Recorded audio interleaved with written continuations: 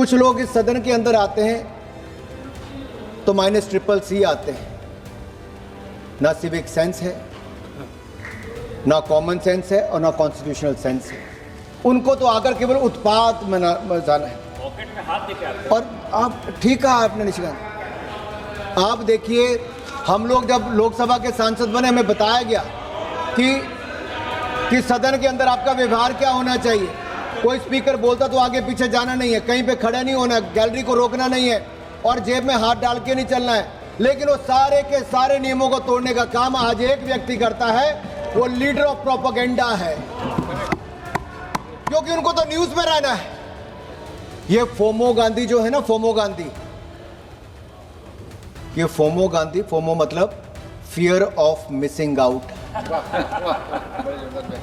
इनको डर लगता है कि मैं हेडलाइन से हट ना जाऊं। जब सदन चलता है तब बोलते नहीं, बाहर जाके कुछ भी बोलते हैं। इतना जरूर कहूंगा सर, ये सदन रूल बुक से चलेगा, सोरोस की टूल किट से नहीं चलेगा।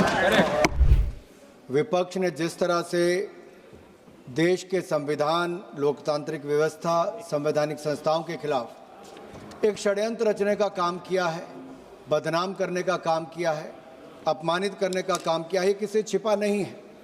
लेकिन हमारा लोकतंत्र इतना मजबूत है और देश के मतदाता इतने जागरूक हैं कि विपक्ष का कोई भी ऐसा षड्यंत्र हो, ऐसा कोई झूठ हो, असत्य हो, उसको धराशायी बार बार करते हैं, चाहे वो चुनाव में हो या सदन में हो। मुहावरा ना कि झूठ के पाँव नहीं होते, और ये झूठ का पुलिंदा, ये असत्य का पुलिंदा जो विपक्ष बांध कर लाया है, एक के बाद दूसरे हमारे सभी वक्ताओं ने, निशिकांत जी ने, रविशंकर जी ने, सब ने ये झूठ का पुलिंदा उन्हीं के कंधों पर बांधकर वापस भेजा है।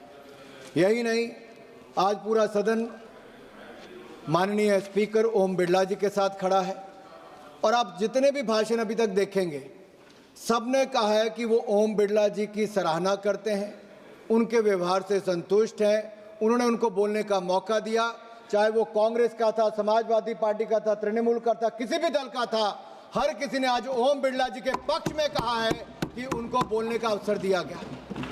फर्स्ट टाइमर्स फर्स्ट, जो बोलते भी नहीं थे, जिनको उनकी पार्टी मौका नहीं देती थी, उनको भी बोलने का अवसर किसी ने दिया, तो उनका नाम है ओम बिरला जी। उन्होंने पीछे से उनको आगे लाने का मौका दिया। यही नहीं, शायद राहुल गांधी जी को यही बात चुभ गई कि मैंने तो आदेश नहीं दिया, मेरी पार्टी का सांसद बोल कैसे गया। चाहे वो 0 आवर में हो या किसी और डिबेट में हो। अब राहुल जी तो सदन में रहेंगे नहीं, अगर उनके सदस्यों को बोलने का मौका मिल गया तब वो भी छीनने का प्रयास किया जा रहा है। और यही नहीं सभापति जी, आप देखिए किया क्या है। स्पीकर महोदय के ऑफिस में जाके उनके साथ जितनी बदतमीजी और अभद्र व्यवहार किया गया, ये किसके नेतृत्व में किया गया। कांग्रेस के कौन कौन नेता वहां मौजूद थे। क्या उनकी शालीनता को या अपनी उद्दंडता के साथ, अशोभनीय व्यवहार के साथ इसी तरह शर्मसार करते रहेंगे। स्पीकर महोदय ने तो बड़ा दिल दिखाया, कुछ नहीं कहा, कोई कार्रवाई नहीं की। और जो पार्टी 60 साल तक सत्ता में रही, उसको एक नोटिस तक देना नहीं आता।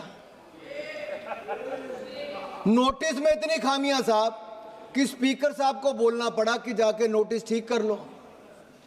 फोटो कॉपी साथ में अटैच कर दी, साइन पूरे नहीं किए, एक के बाद दूसरा किया। और ये परिस्थिति आई कैसे। माननीय नेता प्रतिपक्ष जब बोल रहे थे 2, 3, 4 फरवरी को, तो उन्होंने उल्लंघन किया सदन के नियमों का। नियम 349, 352 और निर्देश 115 के तहत अगर स्पीकर महोदय ने उनको रोकने का प्रयास किया, सुधारने का प्रयास किया, तो अपनी जिद पर अड़े रहे।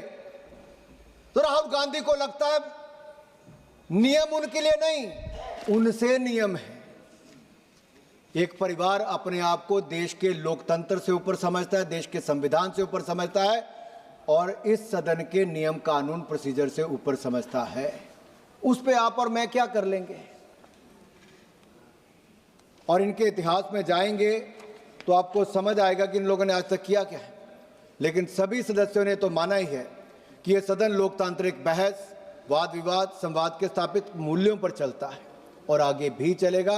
हम उसके लिए तैयार हैं और माननीय स्पीकर महोदय के साथ पूरे कंधे के साथ कंधा मिलाकर खड़े हैं।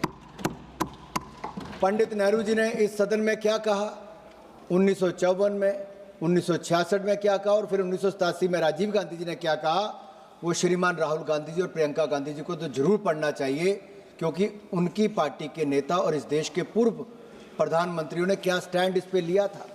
छोटा मन और लोकतंत्र को शर्मसार करने की बात कही, तो आज ये वही लोग ये कर रहे हैं।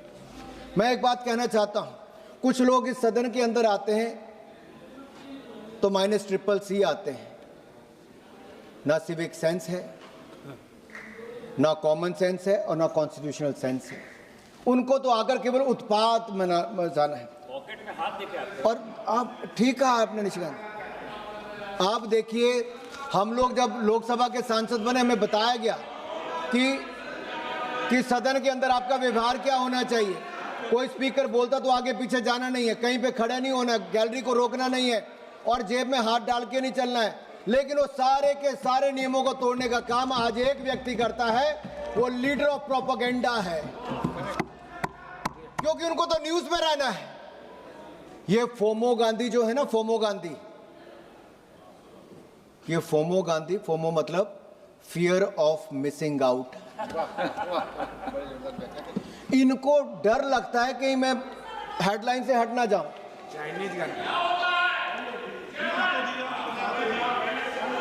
आपको दिक्कत है फोमो से? आपको डाउट है? इस पे कोई डाउट है? जब सदन चलता है तब बोलते नहीं, बाहर जाके कुछ भी बोलते हैं। इतना जरूर कहूंगा सर, ये सदन रूल बुक से चलेगा, सोरोस की टूल किट से नहीं चलेगा। ये जो बाहर से विदेशों से इनको लिख कर आता है कि उसकी टूल किट, वैसा नहीं चलेगा। माननीय प्रधानमंत्री जी ने 4-5 दिन पहले कहा कि ओम बिरला जी के विषय में बताते हैं प्रधानमंत्री जी कि अहंकारी और उत्पाती छात्रों को ठीक करना ओम बिरला जी को आता है। और ये अहंकारी उत्पाती छात्र कौन है? एक बड़े घराने से आने वाले छात्र ने खुद तो पिटीशन पे साइन नहीं किया। मैं आपसे पूछता हूं कि उन्होंने पिटीशन पे साइन किया क्या?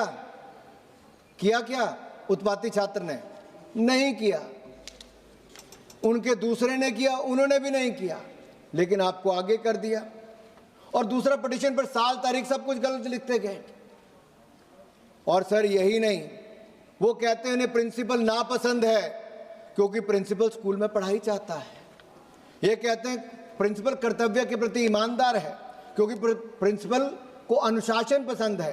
प्रिंसिपल रूल बुक के हिसाब से स्कूल को चलाना चाहता है। प्रिंसिपल इन अहंकारियों, उत्पातियों के सामने झुकता नहीं क्योंकि प्रिंसिपल ने कह दिया है कि स्कूल को मर्यादा से चलाऊंगा, परंपरा से चलाऊंगा, इन बड़े घर वालों के आगे झुकूंगा नहीं, रूल बुक से ही इसको चलाऊंगा।